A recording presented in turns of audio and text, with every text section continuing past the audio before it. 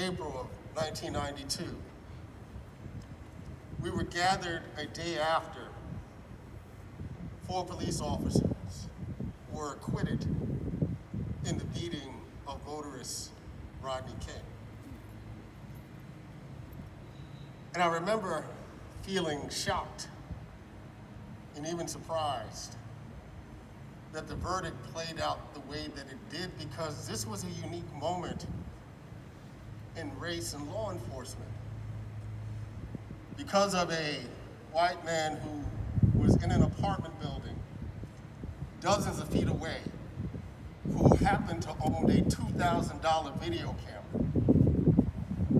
And when he heard noises outside, he instinctively grabbed this huge piece of electronics, the videotape, the beating of Rodney King.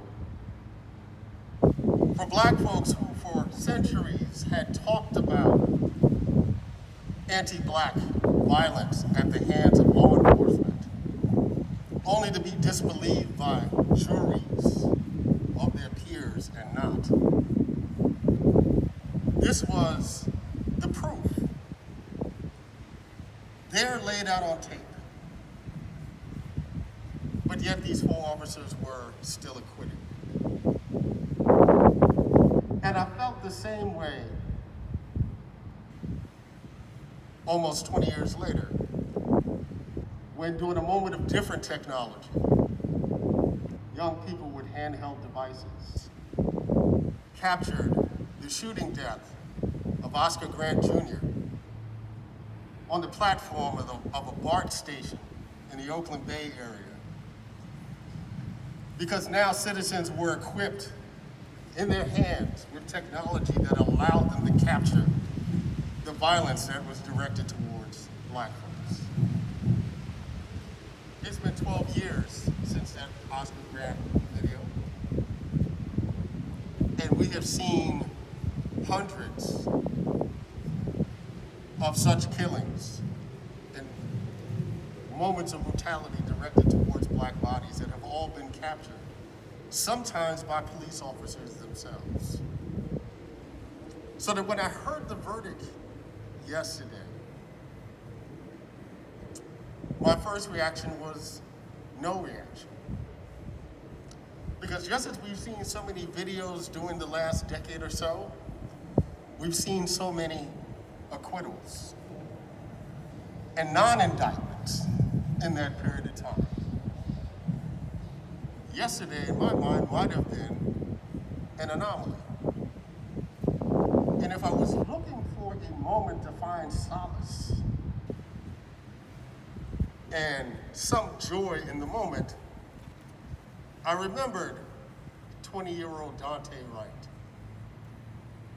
13-year-old Adam Toledo,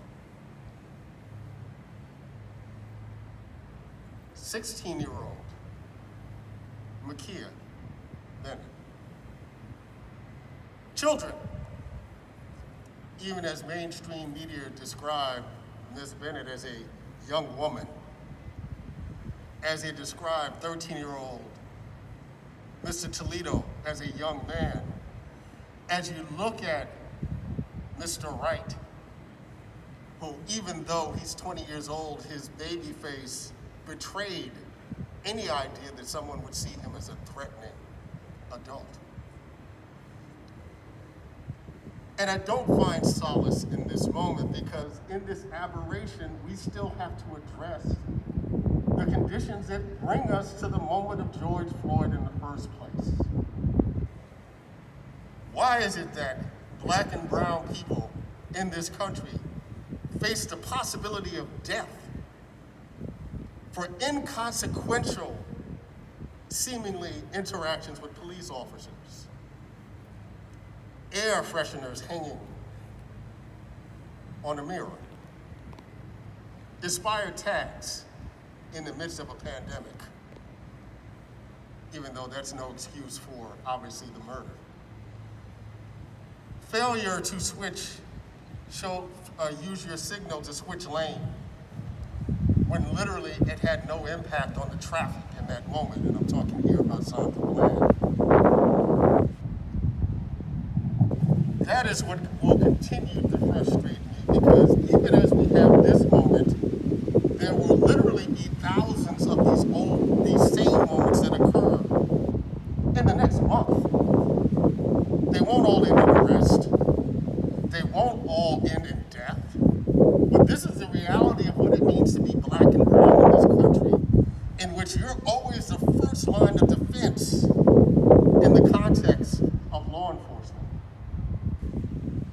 When I heard about the killing of Makia last night, literally 15 minutes she was killed after the verdict was announced in the Chauvin case.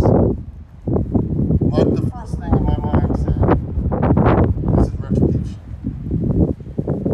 This is retaliation. And in fact, so many of the instances that we saw of police brutality that occurred just during the Chauvin trial might be described as retaliation and retribution in that same sense.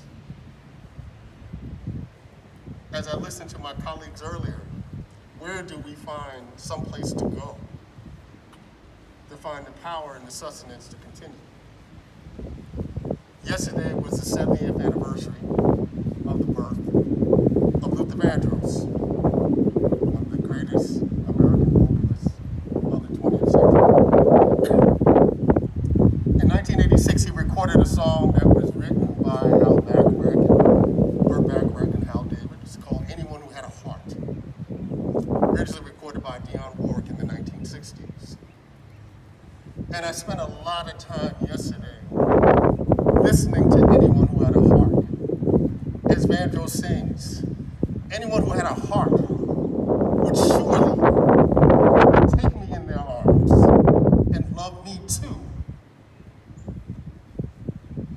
And we continue to ask America to have a heart, to love us as much as we have loved this country. And unfortunately, this one aberration that occurred yesterday in Minnesota, in the city of Minneapolis, does not necessarily soothe my hope that we feel any more love